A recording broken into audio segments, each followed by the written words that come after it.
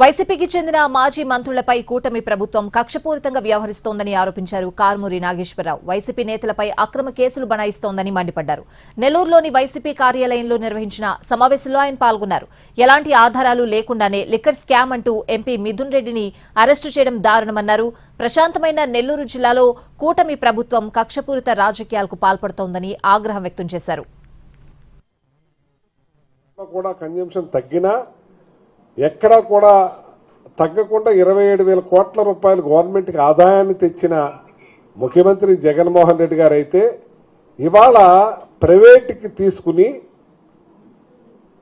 విచ్చలవిడిగా బెల్ట్ షాపులు పెట్టి విచ్చలవిడిగా షాపులు ఎంఆర్పీ రేటు దాటి అమ్ముతూ దుర్మార్గం చేస్తున్న ఈ కూటమి ప్రభుత్వం తిరిగి ఇలా అన్యాయం జరిగిందని కేసు పెడతామంటే విడ్డూరంగా ఉంది. ఇది జీవి మాల్లో చలో చలో కిలో కిలో ఆషాఢం కేజీ సేల్. అందం కేజీల్లో, సౌందర్యం టన్నుల్లో.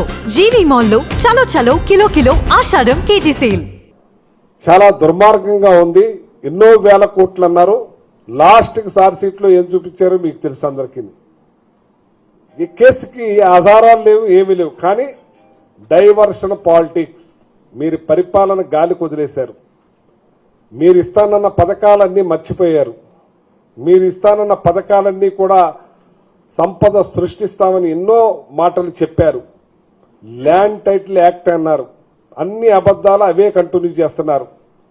ఇక మీరు ఏమీ చేయలేక, ప్రజలకు సమాధానం చెప్పుకోలేక డైవర్షన్ పాలిటిక్స్ తోటి ఈ కేసుల ద్వారా గొంతు నొక్కేయాలని చూస్తున్నారు.